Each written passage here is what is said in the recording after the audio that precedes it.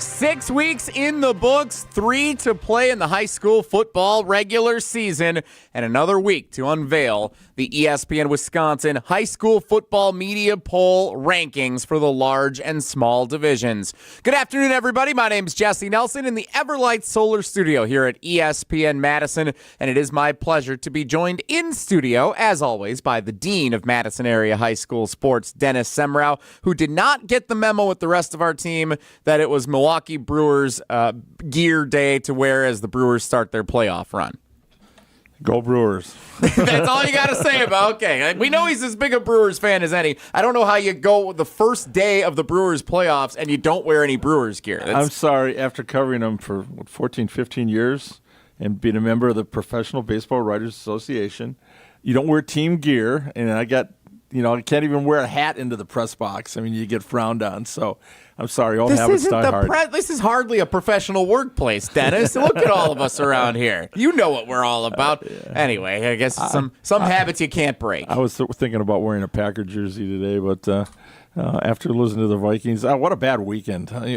Badgers lose, Packers lose. Hey, but the Brewers are in the playoffs. We're going to need to unveil these rankings just to get Dennis out of the dumps here, it seems. All right, so let's bring in, for this week's show, we bring in our new friend making his debut here on the ESPN Wisconsin High School Football Media Poll Rankings Reveal Show from the Appleton Post-Crescent, Ricardo Arguello. Ricardo, thank you so much for joining us for the show today. How are you, my friend? Thank you, and I appreciate you having me on. And Dennis, me and Dennis go way back. I've known Dennis for a long, long time. Many rainy seasons. Yeah, how many tournaments have we covered together? As they've trimmed the herd, there's fewer of us, right? Yeah, exactly. I'm getting gray in the beard. I mean, it's been a long time, but I'm really excited to talk high school football because that's my passion. So. Well, it is for us as well, and so we're excited to get right into unveiling our top 10 for the small and large divisions of the ESPN Wisconsin High School Football Media Polls heading into Week 7 of the 2024 high school football season. Some big shakeups in both divisions to a certain extent, but some big matchups on the horizon we can't wait to talk about in all levels as well. Let's get into it with the small schools. We always start with the small schools, enrollment size 549 and lower, expected to be the teams competing in divisions 4 through 7 on Thursday of the high school football state championships at Camp Randall Stadium this fall. In at number 10, no change from last week, Stanley Boyd with a 56-0 win over Neilsburg Granton. Nice win, Neilsville, I should say, Granton. Stanley Boyd, the Orioles are a perfect 6-0 on the year, and it sets up a big showdown with Regis coming up this week. We'll talk more about that in a moment as we get to Regis in this week's rankings. Let's find out who's in at number 9 in this week's poll.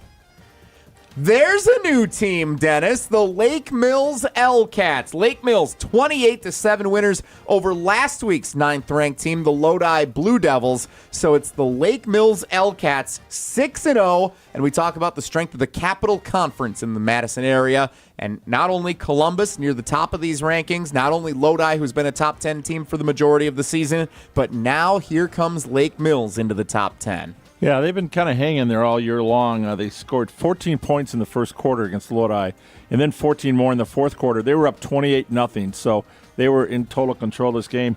Tyler Woleen, 119 yards passing and a touchdown, 95 yards rushing. And then Camden Tandavich had 91 yards and 2 TDs. They've allowed just 59 points in the 6 games. So the defense has been pretty outstanding. Now you're going to go up against the Columbus team that can put a lot of points on the board.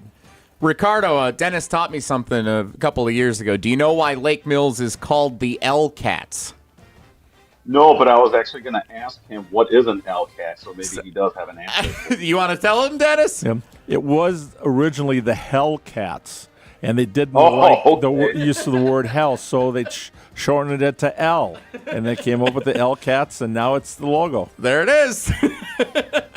You know what? I love that, and it's almost kind of like an inside thing now between the Lake Mills folks. That's very, very cool. I'm going to remember that now, Dennis. I'm going to remember that. That's great. The Lake Mills I'm L-Cats, sure there's not, the players don't even understand that. It goes so far back. You think it might have more of a meaning, and you're like, no, it's just they didn't like Hellcats, so they would change it to Hellcats. It's a great logo. I love it. Yeah, it's fantastic. It's a great team, and the football team's doing great. Their basketball team is favored to win the conference again this year. So they got to go in Lake Mills. A lot of good stuff going on in Lake Mills. They are in at number 9 in the small school media poll this week. In at number 8, the Kiel Raiders for the 3rd straight week. Checking in at number 8, a 63-18 win over Valder. Sounds like a scoregami, if you ask me.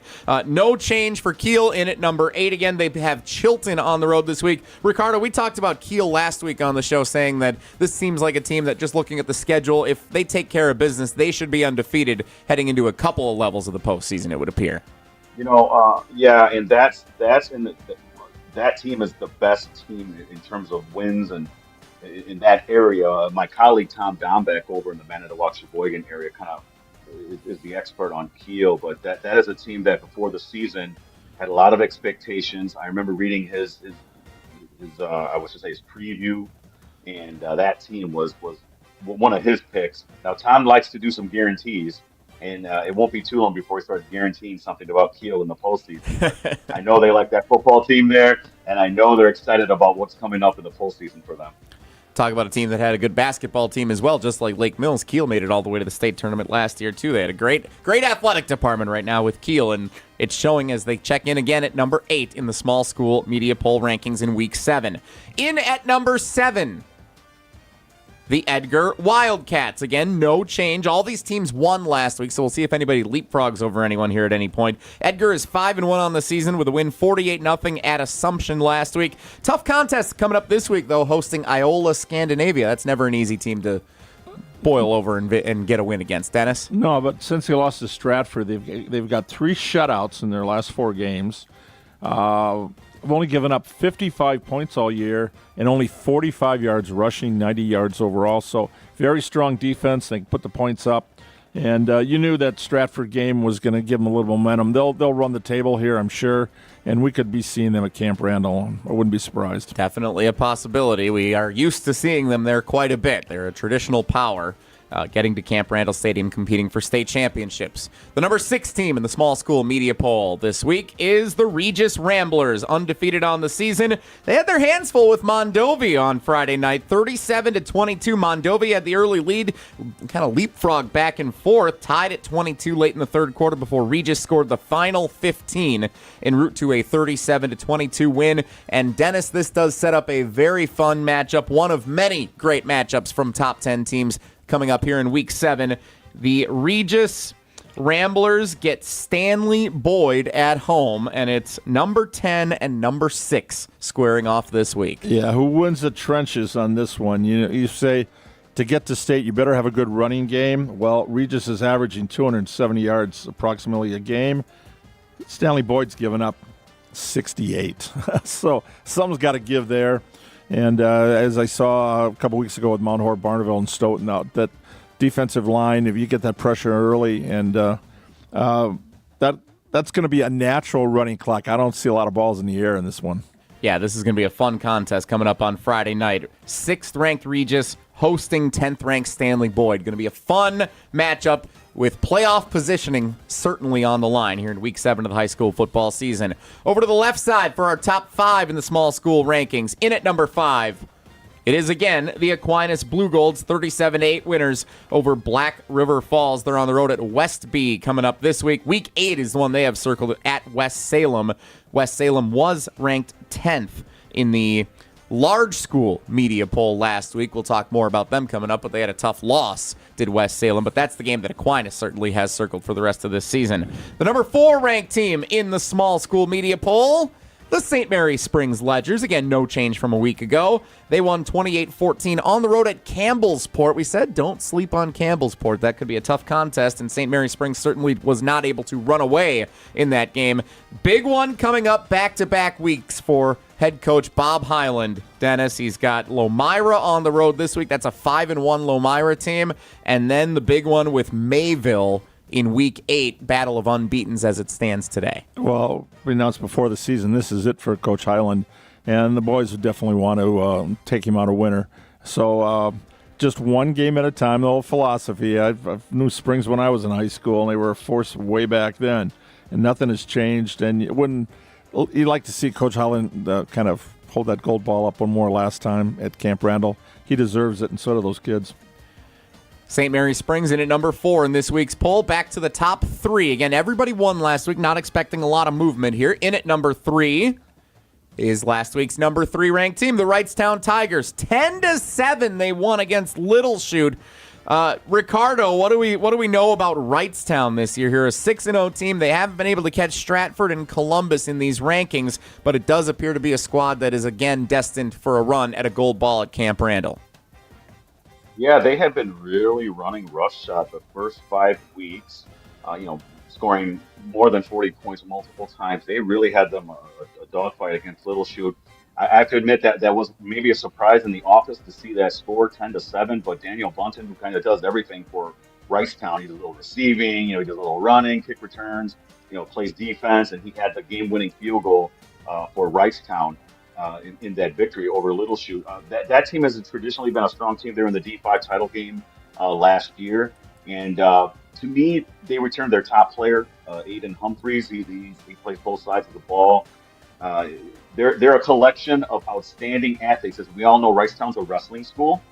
And so they got the toughness in there. And then those guys know how to block. And they run that old school option offense that is 3 yards in a cloud of dust. They don't throw very much, and that's a team that really, when you look at that offense, that really translates well into the postseason. Yeah, Wrightstown in at number 3 this week, and we will see if that does translate well into the postseason again, that style of play, as we continue on this year. Next up, Wrightstown gets Freedom. But again, I think they've got their eyes set on a potential perfect season here at 6-0 with 3 weeks to play. So not a lot of change in the small school media poll thus far. I wouldn't imagine a bunch at the top either. In at number 2, the Columbus Cardinals. Yep, a 6-0 start for Columbus. Those signature wins early in the season. They get a 42-7 convincing win on the road at Clinton in Week 6. They host Lake Mills this week, Dennis. Another massive game. 9th-ranked Lake Mills, 2nd-ranked Columbus in the Capital Conference, probably for the conference title, but also definitely. Just for playoff positioning and playoff seeding. That game's going to go a long way in determining a bunch of things. The only game they've been challenged all year was Aquinas. That was a 4-point win in Week 2. They've had 3 running clocks the last 3 weeks and just run roughshod over teams. So their subs have had a lot of time to play, starters just enough. This will be a game that they're going to probably have to play 4 quarters. And I think as you're heading toward the playoffs, I know we're going to see with some of the Madison schools, Verona is going to have a pretty easy run the rest of the way. Well, you like to get challenged week 8 or 9 going into the playoffs, and this is the one challenge that they're going to have. This will give them the conference title, and they've already, everybody who's got 4 wins is in the playoffs. So pretty much everybody in our polls are in the playoffs because they've got 4 conference wins. So they've got playoff set. Now let's get that conference title this week. Cardinals. Cardinals in at number 2, which means number 1 again this week. Again is the Stratford Tigers. Going to be hard to dethrone Stratford.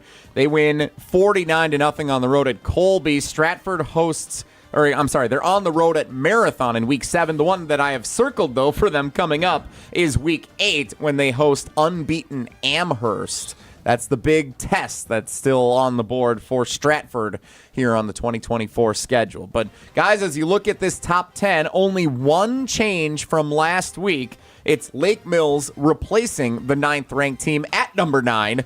So they swap spots with Lodi. Lake Mills goes from unranked, taking to Lodi's 9th spot that they held last week.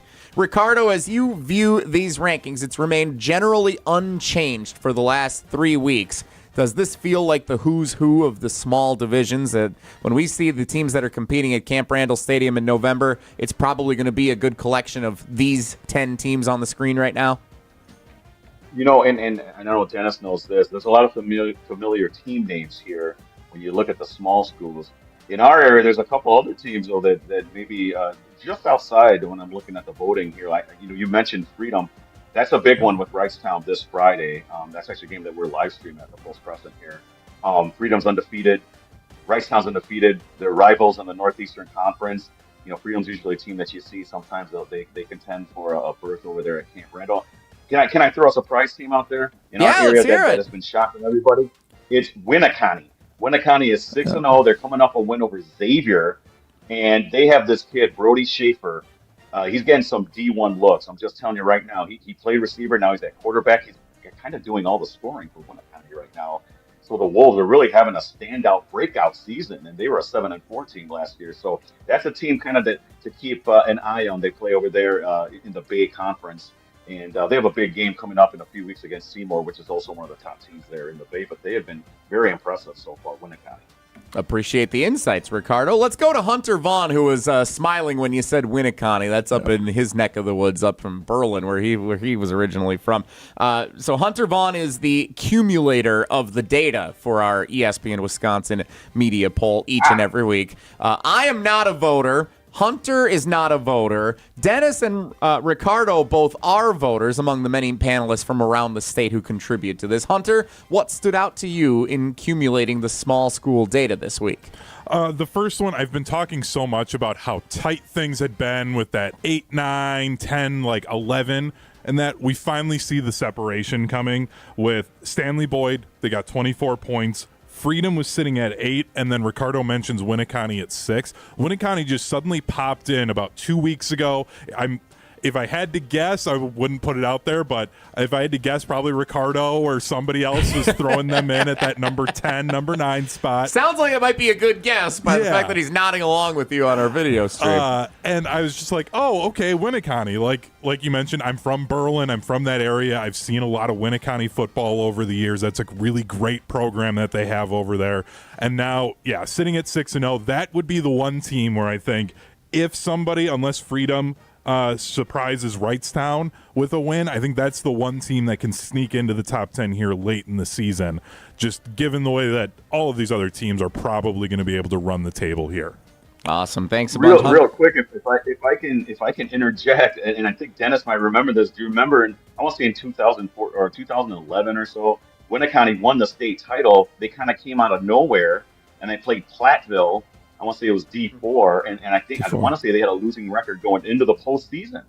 So that's a program that kind of come out of nowhere. I'm not surprised at all. So I wanted to wait a few weeks on Winnicott because I wasn't sure if they were for real or not. But once they beat Xavier, I'm like, okay, they're for real. Yeah, now it's not about how you start; it's about how you finish. And they've always been a finishing team.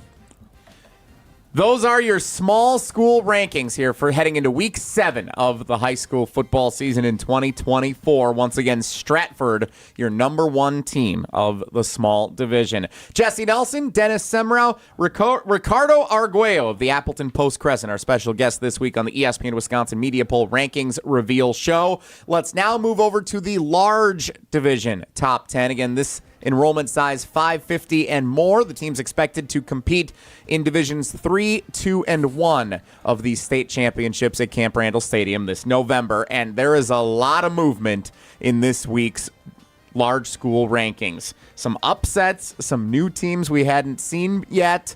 Muskego lost again. I know they were already out of the rankings, but I feel as a Muskego alum, I need to address that on this show because we were number 1 for several weeks, and now we are unranked. It's very disappointing. I hope they bounce back in time for the postseason. Classic 8 will get you. Let's see how many Classic 8 teams are in the top 10 here in the large schools. Let's check number 10. Well, there's one, Arrowhead, and they lost. So that's something. A 4-2 team is in the top 10 in the large division media poll here. A loss 28-21 on the road against unbeaten Oconomowoc for the Arrowhead Warhawks. So, Dennis, this is going to get interesting because we don't know yet where Oconomowoc is going to land in these rankings. But if Arrowhead is 10th and they just lost to Oconomowoc, who was unbeaten, and they had previously been unranked, I wonder where Oconomowoc's going to show up in this poll. Well, I was at the Oconomowoc Hall of Fame. Mike Barker, former Badger baseball player, one of 11 inductees last Saturday morning. And the Raccoon pride was there. Everybody mentioned something about the game the night before against Arrowhead. Mike's dad actually is in the Arrowhead Hall of Fame, which is kind of cool. His son goes in now the Oconomowoc. So we knew Oconomowoc, and the athletic director said, were they going to be in your poll this week, Dennis? I think they'll be somewhere in the top 10. Well, I'm safe to assume if we see Arrowhead at 4-2 that another Classic 8 team that's still undefeated will have a chance to be in this top 10. Let's see if we do get to Oconomowoc here coming up. Who's in at number 9? Oh, here's a new team again in the top 10 this week. And we were wondering for a few weeks in a row when they're going to make it. When would the Galloping Ghosts make their first appearance in the top 10? And there they are. The Kaukauna squad, 5-1 on the season with a big win, 41-14 at Oshkosh West. Ricardo, they've got Appleton North this week and then a huge showdown in week 8 on the road at Kimberly. What can you tell us about Kaukauna making its first appearance this season in the top 10? Yeah, well, their only loss was to Notre Dame, which is, may or may not be as you guys know, may or may not be in the top 10 here for the large. They will be here. We can confirm that. We they know be, they ain't going anywhere. I was being coy, but yeah, Kaukauna, that was their only loss. It was a very close game, and those teams have had a little bit of a history too, going back them in West Appear as well, Kaukauna. But the Ghosts, listen, they have a big, beefy offensive line. I mean, these are college-sized kids. I mean, we're talking 4 guys in the 280, 300-pound range. They can really run the ball behind their running back, Eden Reardon. Their quarterback, Ron Schaefer, is actually a D1 college baseball prospect, so he can wing it when he has time. Very athletic. That's a program that has slowly ascended. It's very tough to ascend in the Fox Valley Association, I'll tell you that right now, but they have firmly put themselves right in the top 4 year in and year out now. And yeah, you're right. Those are 2 big games. Don't overlook Appleton North. They can't overlook Appleton North with that big Kimberly game 2 weeks from now. So that's a team that I believe they're D2. They dropped down to D2 with primarily playing D1 teams all season. So to me, they made the state semifinals I think last season. So they're a team. They're one of my picks I think to really make a good showing and possibly make it down to Camp Randall. Yeah, we'll see if Kaukauna is able to do that. They do have Appleton North this week and then Kimberly in week 8. Definitely 2 of the marquee games of the year for Kaukauna here down the stretch as they break into the top 10 of the large school media poll. The number 8 ranked team heading into week 7 of the high school football season, the Cedarburg Bulldogs, still undefeated. We expected this one, Dennis, 48-6 winners over West Bend East. They are up 1 spot from a week ago. They were the 9th ranked team last week, I should say. But the 2 big ones, just like Kaukauna, Cedarburg's 2 biggest games of the season are coming up in each of the next 2 weeks. They're at Homestead this week. Homestead, remember, beat Arrowhead in week 2 earlier this season. Homestead's 5-1, definitely no team to sleep on. And then in week 9, Cedarburg wraps up against Slinger, which is another high-quality opponent. So the Bulldogs undefeated with some tough tests on the horizon. Yeah, they've had a couple of running clock games the last couple of weeks. So now you got Homestead, Hartford, and Slinger. Boom, boom, boom. Those are all 3 great programs. And a conference title on the line, but again, one of those teams that have already clinched a playoff berth. So now it's that bragging rights and seeding is what you're looking at. Cedarburg's number 8. Who's number 7? There it is. We were wondering when Oconomowoc would make an appearance, and there are the Raccoons, undefeated in the Classic 8 Conference. 28-21 winners in a signature victory, Dennis, over the Arrowhead Warhawks. Oconomowoc, we were wondering all season long early on, okay, is this team actually for real? We know the Classic 8 is good. They kind of beat up on some of the teams that are finishing in the lower portion of the conference early on, but they get the win over Arrowhead, and now look at the schedule the rest of the way for the Raccoons. At McGuanago this week, who we still haven't seen show up in the rankings. Home against Muskego, which apparently is going to be an easy victory for Oconomowoc based on the way my Warriors have been playing. And then at Pewaukee to close out. We know they're no sleeper to look past. So Oconomowoc with a chance to potentially run the table. Toughest contest remaining is this week at McGuanago. Is Oconomowoc the real deal, and are they a legitimate state contender? Well, all you need to know is they have a starting quarterback, Andrew Murock, who's completed 67% of his passes, 5 touchdowns, no picks. Well, last week they decided to start a sophomore, Austin Munzel. 356 yards, 4 touchdowns, no interceptions. And I asked the athletic director. Against Arrowhead. So I find this out on Saturday when I'm at this Hall of Fame banquet. I said, so what's happened? The starter got hurt? No. They decided just to give him a chance to play. They like the matchup. And they're going to both kids have played, and they're going to see what happens this week. And I guess it worked out. I go, yeah, they beat Arrowhead. The kid's got a lot of poise for a sophomore to take on a team like that. So we've been waiting to see Oconomowoc, and I'll tell you, they had lost 7 straight games in the rivalry to Arrowhead since they joined the Classic 8 in 2017. So that was a huge one for a program win. And now you take a look at they've never finished higher than 5th in the conference. And now you got to look and see who they got to play down the stretch. It's no guarantee, but that was a biggie last week. That was a program-defining moment. If we call the Classic 8 the SEC of Wisconsin high school football, I'm trying to think of the team that Oconomowoc most compares to put this in perspective for some people that may not be familiar. They're not Vanderbilt by any means if they were playing in the SEC, but maybe like an Ole Miss, a team that's been kind of behind some of those top dogs in the conference for a while, but has been in the mix. And now they finally appear to be getting over the hump and have a chance to contend for a state title, let alone a conference title. I think that might be one of the... I'll think on that comparison. We'll circle back next week. We'll see how they do against McGuanago coming up this week. Let's see where McGuanago checks in these rankings anyway as well. Let's continue to get through the large school media poll rankings here, Week 7 of the high school football season. Number 6... the Marquette Hilltoppers, 5-1 with a 56-7 win at West Alice Hale. They're up 1 spot from last week. Brookfield Central, Sussex Hamilton, and McGuanago down the stretch. Man, McGuanago's got a tough schedule here down the finish. Let's see who's in at number 5. That's where I thought they might be. The McGuanago Indians, 34-23, up 1 spot after a win over Kettle Moraine on the road. And so we talked about the tough matchups they have coming up, Dennis. Oconomowoc this week and Marquette in Week 9. McGuanago, it's safe to say, will be battle-tested if they do, in fact, get through this season with the 1 loss that they suffered earlier in it. And if they can get to the postseason, champions of the Classic 8 with 1 loss, they'd probably be the team to beat in the postseason. Yeah, they're tied for second with Arrowhead right now in the conference. So conference title is still well within reach if they can win this week. So. They control their own destiny, I think is the way we like to say that with playing Oconomowoc this week.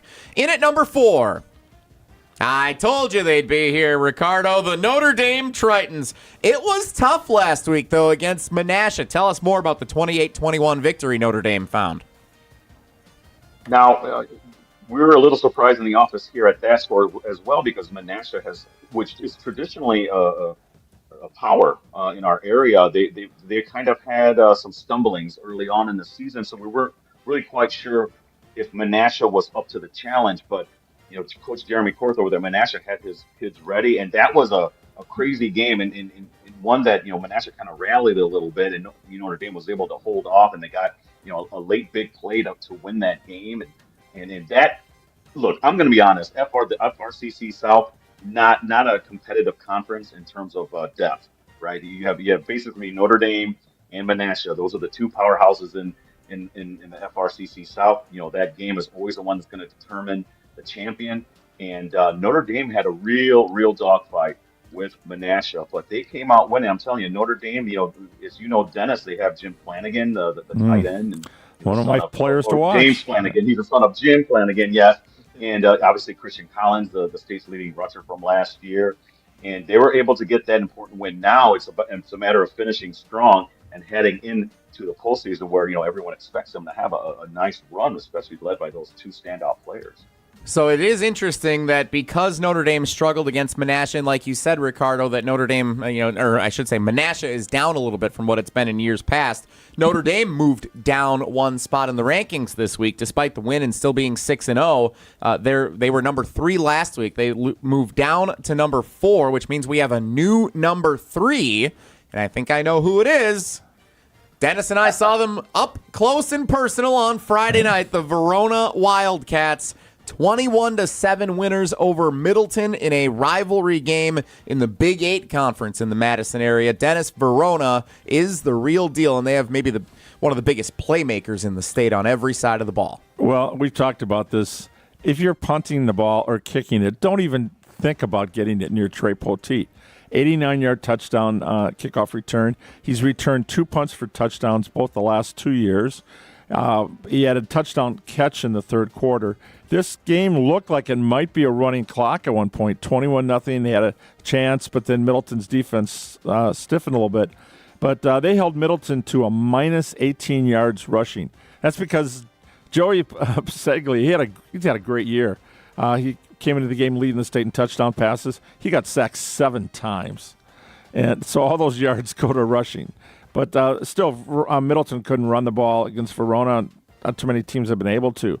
Their defense has been pretty good. The question is how good is their offense going to be when you got to play the Classic A teams? Right now, Trey is their one playmaker. They're looking to have a couple more guys on offense, but they're moving him around. He did Wildcat. He line him up at slot, line him up at wide. He's playing both ways. But they limited in some of the games. They've limited his touches on offense just because it's a long season. But as the games get down toward playoffs, he's never going to leave the field. Yeah, I think we talk, and it's easy to get mesmerized by Trey Poteet and the athleticism and what he does on special teams and as a wide receiver when the ball is in his hands or when they line him up in a Wildcat. Verona's defense, I think, is the storyline of that team this year. Well, we featured them twice on Prep Mania. They had a 10-0 shutout against Madison Memorial, and now a 21-7 win against Middleton, who had the state's leading passing touchdown quarterback, Middleton's quarterback, coming into that game on Friday night. And Verona shut him down. Yeah, and he was fifth in yardage. He threw for 273, but he threw 50 passes and completed 30. 1 touchdown late in the fourth quarter, no picks. But I think their secondary, we had Kamari Norse a couple weeks ago, was our player of the game. He had a pick in the end zone and I think a pass breakup in the end zone. That secondary is very tough. It might be one of the best ones in the state. So Verona's number 3. Dennis and I saw them on Friday night. Now the number 2 ranked team, the Kimberly Papermakers, again at number 2. No change from last week. 35-7 winners over Hortonville. They're at Neenah this week. They host Kaukauna the following week. Back-to-back games that will determine a lot for the season for the Kimberly Papermakers. Ricardo, you get an up-close and personal look at Kimberly quite often. What do you make of the Papermakers this season, last week, and what's in store moving forward? Well, I know this, and you mentioned Neenah and Kimberly. Then they finish with Appleton North. That's usually the big game for them because that's an intense rivalry with the Lightning. So you're talking about the 3 powerhouses they're going to finish with in the Fox Valley Association, which, by the way, if you're saying the Classic 8 is the SEC, you got to say that Fox Valley Association is the Big Ten in many ways. I think that's a fair comp, sure. Kimberly being the Ohio State, because to me, Kimberly is the platinum program in Division I, still with all this 70-game win streak and how many titles. And listen, this season, rewind back to Game 1. Well, they didn't have a Game 1. I'm sorry. That was Milwaukee Vincent. Nobody wants to play them, right? Yes. I have some interesting stories on that, too, by the way, from what I've heard. But week 2, they blow out Bayport, and Marcus Doucette, their stud running back, first carry, 91 yards, later in that for a touchdown. Then later in that first quarter, he's out. And we're thinking for the rest of the season, he broke his collarbone, right? And I've heard some whispers. I'm just telling you. I've heard some whispers. Some people there. I might be breaking some. He might come back before the end of the regular season. I'm just letting you guys know that. And he is a big cog there because they've been doing a good job. His backups, playing there. Keegan Plow has really done a great job. But that team is run based. They just overpower teams. Their defense is fantastic. They're averaging 8 points. They're averaging allowed 8.4 points a game. And they're looking like the Kimberly that we're used to seeing year in and year out. And Dennis knows how often they've made it to the championship game there. They're the best team in the Fox Valley Association. But again, these next 3 weeks will tell a lot too, because Kaukauna, if you remember last year, they beat Kimberly to share the Fox Valley Association title. So it's by no means they are not in cruise mode. They got to put that chin strap up the next 3 weeks. So that's a tough third of the season to finish with.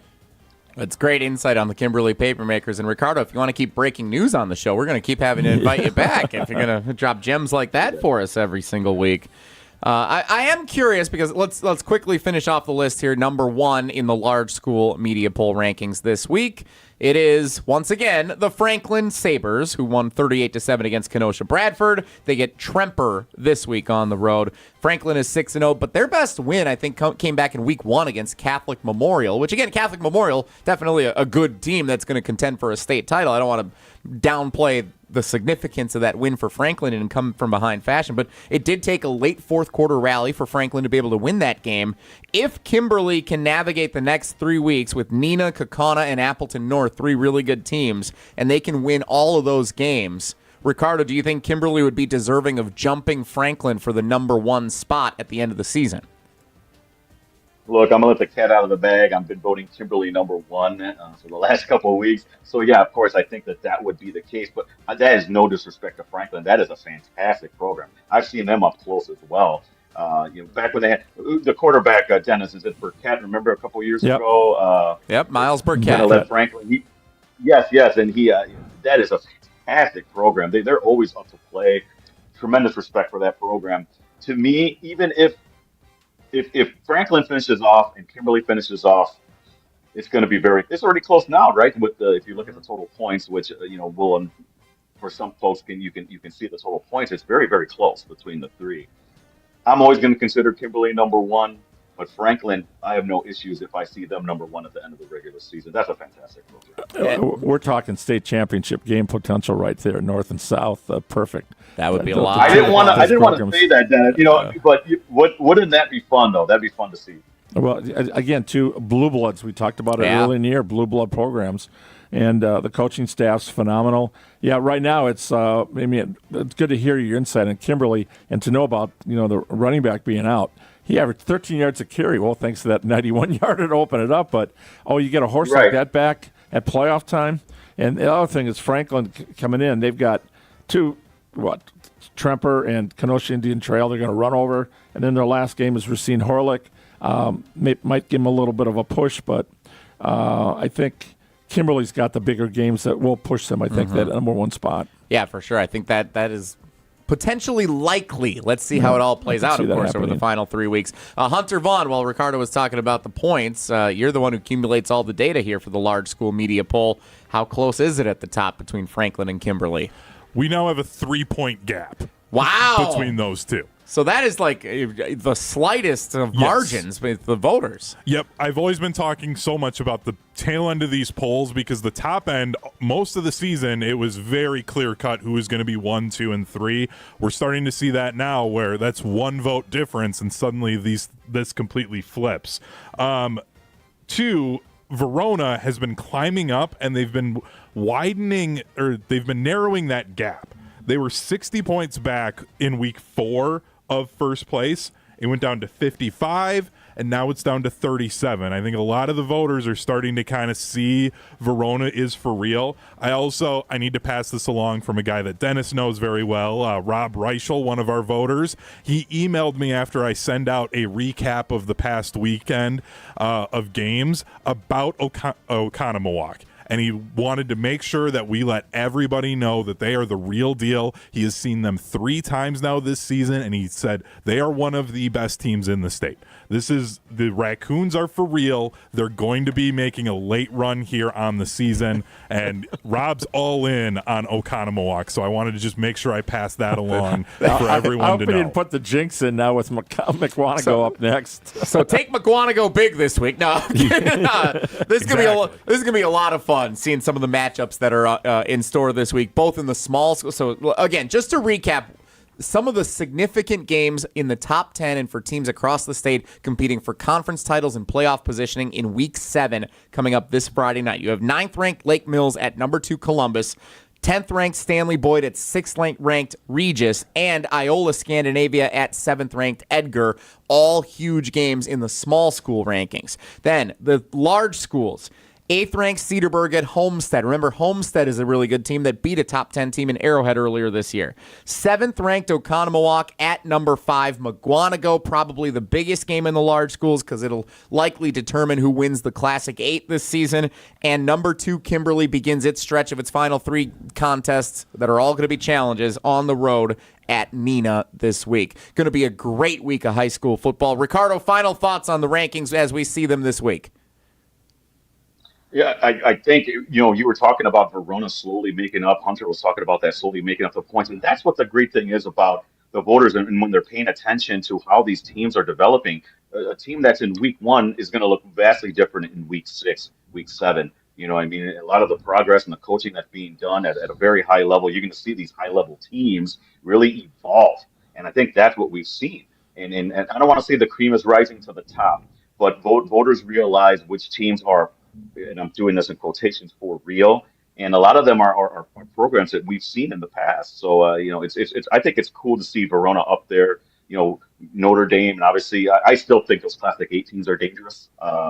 As the SEC of Wisconsin football. By the way, I wanted to mention to Hunter, he's from Berlin. We were talking about Winneconne. I graduated from Amro, so I know all about Berlin. Had friends in Waukon, Eureka, so I know all about the little schools around in that area, Hunter. So I'm just giving you some props there. Well, then, just really quickly, Berlin only has one loss to a top 10 Kiel team, and that's the only team that scored points on them. Do we know any chance the Indians make it into the top 10 in the small school with that defense? I am going to pay more attention to them now that you mentioned that. How about that? I'll give you that. We'll check that one out. I want to give Hunter grief, but my Muskego Warriors, I was flaunting, strutting around here when they were number 1 several weeks in a row. Look how the mighty have fallen there. So I guess I'll give you your flowers when they're due, Hunter, on your Berlin squad. Dennis, can I mention one? Can I mention one more thing? Yeah, go ahead, Ricardo. Final thought. I'm sorry. You were mentioning Muskego and Nina. That week 1, we were in Muskego to cover that game. Fantastic game, by the way. Muskego rallied to knock off after trailing 21-3. Grant Dean, Dennis knows Grant Dean, the great player for Nina. He was injured a few weeks ago. He came back and played last week against Appleton North. Right now, he's at, this is what he told me, about 50%. I'm not kidding you. He's out there playing 50%, Badger recruit. That was a team, Nina, that we felt was maybe ready to take that next step. But unfortunately, that injury kind of has, it regressed them a little bit, I guess, in a way. So that was a team that I thought maybe might be contending in the top 5 there in the large schools. But I just wanted to give everyone an update on that as well with Grant Dean. I appreciate that. So don't sleep on Nina, especially when they're playing this week against Kimberly and potentially when they get into the postseason. Dennis, final thoughts on this week's poll? A couple things. Rice Lake dropped out. They had an 18-game winning streak. They lost, though, to New Richmond, who's unbeaten. That's a team to keep an eye on. Also, West Salem. They won, but they dropped out of the poll. So that Aquinas game coming up is huge for them. And, again, you talk about teams going down. Muskego, 3 losses in a row. They got to win 2 of their last 3 to the playoffs. With that running attack late in the season, don't count them out. I don't think they're going to be back in the top 10 the rest of the year. Probably not. But, again, that's a team that they're still being able to run the ball effectively. Those are really close games, though. 7-3 with 3-0. Yeah, it's not. The soccer teams outscored them. I got a text from a friend who went to McGuanago. We like to talk back and forth about the rivalry. So, what'd you guys turn into Iowa? I'm like, well, I don't know. No, that was the soccer score that was reported by mistake. Right. That's hilarious. By the way, so yeah, you mentioned West Salem, Dennis. They were 10th ranked last week. They won 34-6 against Luther, but did drop out of the poll in large part because Oconomowoc moved up and in. So that's the impact that win had for Oconomowoc against because Arrowhead didn't drop out. Right. Yeah. So no one deserved to drop out. Kaukauna moves in, Oconomowoc moves in, with Rice Lake moving out. West Salem at 10 kind of got the bump, but they are a very good team that is still performing at a high level this year, and someone to keep an eye on contending for a state title. And we'll see if they make it back into the rankings as some of this shakes out here in the Fox Valley and the Classic 8 and for teams all around the state. Ricardo, thank you so much once again for joining us. Ricardo Arguello from the Appleton Post-Crescent. Appreciate you making your debut on the show. We'll have to have you back, my friend. Oh, you better be back. Absolutely. Yeah, anytime. Me and Dennis, like I said, go way back. I'm more than happy to help, guys, whenever you want me. Love it. Thanks, Ricardo. Have a good one. And buddy. Dennis, you're the Dean of Area High School Sports. Prep Mania this week, Wanakee, Sun Prairie East in the Madison area. Going to be a fun one. You betcha. And you're not going to be be with me this week. I will not be. Volleyball, Hunter Vaughn has the call this week with you. Which means we're going to have a really close game, right, Hunter? Yeah, Wanakee, Sun Prairie East. I think this is the year Sun Prairie East can finally get over the hump there against Wanakee. Oh, he's making his pick. We'll see what happens. We'll see. It's going to be a fun one on Friday night on the ESPN Madison YouTube channel. Thanks so much for joining us on the ESPN Wisconsin YouTube channels. This has been the ESPN Wisconsin High School Football Media Poll Rankings Reveal Show.